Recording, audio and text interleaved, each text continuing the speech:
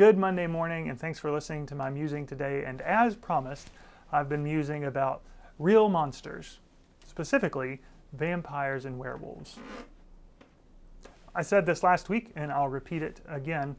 I'm convinced that stories, any story, has the ability to shape our imagination. And thinking about our imagination and the stories that make up the building blocks of that imagination help to steer us a certain way, not in our worlds of fantasy or horror, but in the real world.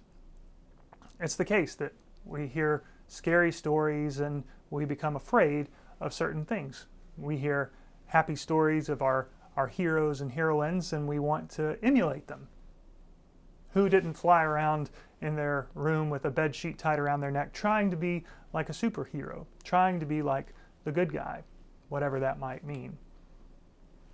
I think that's part of the reason that the folklore of the Grimm's brothers, Aesop's fables stick with us so much. These are stories that hopefully shape the ways that we live our lives. And specifically, horror stories might shape our fears. They give us an idea of what we are to stay away from, who the bad guys and the monsters really are.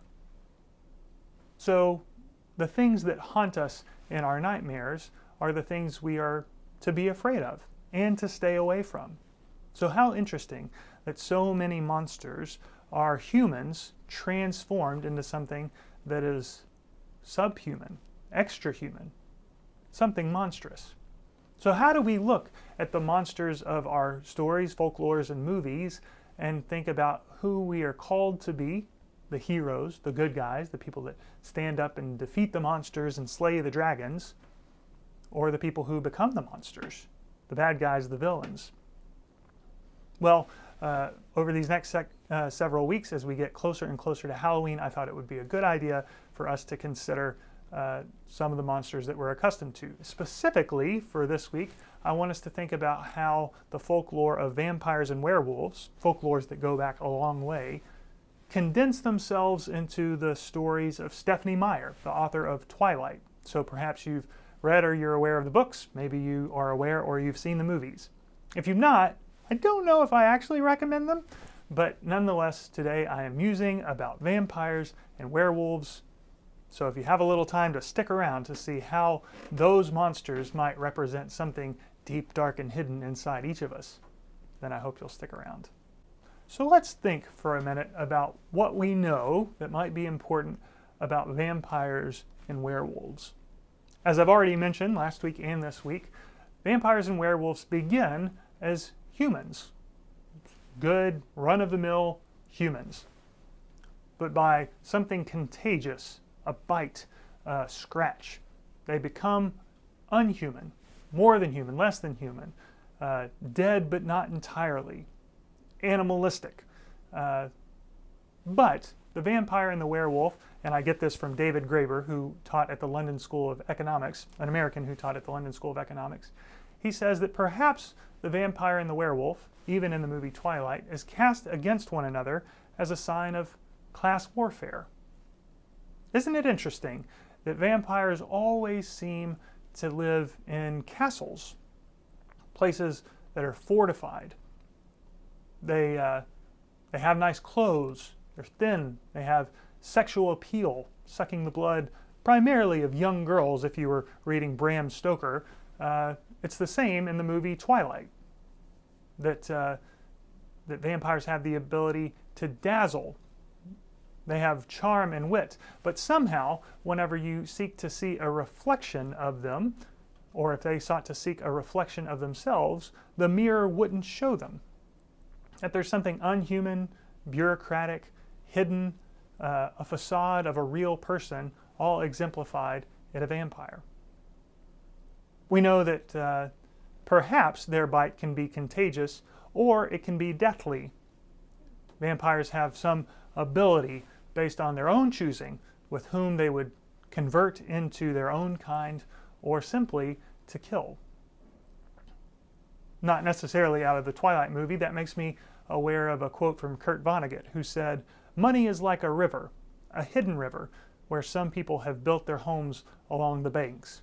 And if those residents along the river seek to invite others to their home, they might.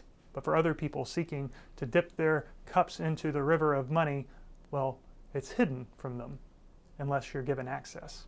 It seems to be the same with these uber-rich vampires. Specifically in the movie Twilight, these people have lived so long, I guess compounding interest has done them an awful lot of good. They don't live in stone castles in Transylvania, but they do have a pretty nice estate in the Pacific Northwest. They drive Volvos to high school. Never met a high schooler that drove a Volvo. I guess you have to be actually a couple hundred years old to think that the safety and comfort of a Swedish car is something that you should drive to high school. So vampires are uber rich. They prey on the young. They're blood suckers. And maybe this is a sign of how the rich treat the rest of us. And what would kill a vampire? Some sort of religion, a cross, they're afraid of it, holy water, perhaps, the idea that religion somehow puts a damper on all of the money and the blood sucking. But there's something else, a plain wooden stake right in their cold hearts. A wooden stake, not a silver bullet like what would kill a werewolf, but something common. And what do we see in, not in Twilight, but in other sorts of vampire movies? That perhaps it's a mob with pitchforks and torches that seek to storm the castle that would kill a vampire. It's in those scenes of battle where the rich fight with the peasants and the rest of us. Not unlike the kings who lived in castles, who lived in fear of their peasants, who might be overtaxed and overburdened with the economic requirements of a king.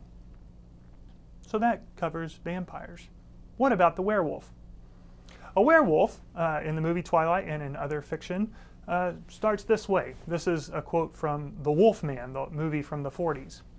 Even a man who is pure in heart and says his prayers by night may become a wolf when the wolfsbane blooms and the moon is full and bright. What a great couplet. Anyone could become a werewolf. That when we follow a full moon, anyone has the potential to be bitten, caught up in a sort of populist uprising, even someone who's full in heart. It's the full moon, something that we turn our attention to, that changes us from a man who is pure in heart to something animalistic and monstrous. In the movie Twilight, it's very clear that while most vampires live on their own, werewolves hunt in a pack. So if vampires somehow represent the 1% or the 0.1% of the rich people, then perhaps werewolves, especially in the movie Twilight, represent the underclass, the lower class, a sort of populist uprising. And what would kill a werewolf? Well, a silver bullet or a stick with a silver handle. It's something of value, something like money, something silver, maybe gold, that would kill a werewolf. And so again, we see these signs of a class battle. Vampire killed by something as common as any old wooden stake or religion. A werewolf killed by something silver, something valuable. And so the werewolf and the vampire are pitted against one another, especially in the movie Twilight. It's also the case, maybe you've heard this or read this as a rumor, that Stephenie Meyer happens to be Mormon. Perhaps there are Mormon overtones also in the ideas of the vampires and the werewolves, where there are things we admire about the Jacobs and the werewolves and the vampires.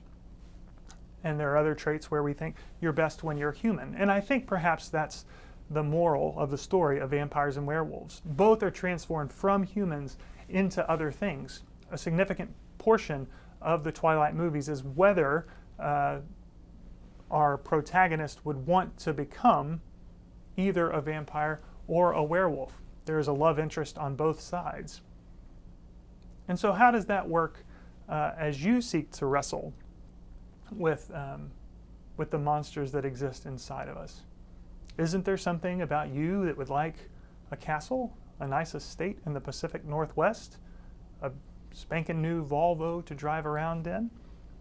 Or is there something that wants to be caught up in the crowd, a thing that happens when the full moon rises and you get your hackles up and your hair raises on your arm, something animalistic inside each of us, where we think, let's go take down those blood-sucking vampires. The contagion of the werewolf, the things that happen whenever we start to bite and snarl at one another, when we get bitten by something as infectious as populism, whenever there's a full moon that draws our attention, or an ideology that seems to rise, not all the time, but just once in a full moon or blue moon. What are the real monsters when there are vampires and werewolves out there? Perhaps, in the best sense, we'd say that populism is bad, but democratization is good. A time when we can be a part of a crowd, a time when we seek to be anonymous, part of a pack. Maybe there's times when we need to strike out on our own paths and think for ourselves like a vampire. Maybe we need to moderate these forces, realizing that to be too deep into the pack, too deep into the populace, makes us not human, but a kind of wolf, searching in a pack and preying on others. January 6th maybe shows a little bit of the monsters that exist in that sort of way. And on the other hand, there are the vampires, the people out for themselves, who seek to live forever in the comfort and security of what money is able to afford them. And they're able to live forever only as they suck the blood out of those in the community that they think is beneath them. How do we resist the real monsters of werewolves and populism, anonymity, and joining forces so that we can exist not for ourselves, but some greater full moon sort of thing that sweeps us away? And how do we stay away from the vampires or becoming vampires when we suck the blood and take the life force out of others? There are real monsters that act in that sort of way, even if we can see them in mirrors, and even if they don't always need a beard trim when the moon comes out. This is a little bit about what I've been musing about. What sort of monsters have been haunting your nightmares? And more importantly, what sorts of monsters might you find in the deep, dark places of your own heart and soul that we need to guard against? Thanks for listening to my musing today. Next week, I hope to talk a little bit about witches, not just the things that are bad for us, but the ways we are made monsters by others. There's a long and interesting history about witches, and maybe a little bit about beer too. So if that interests you at all, then I hope to see you next Monday.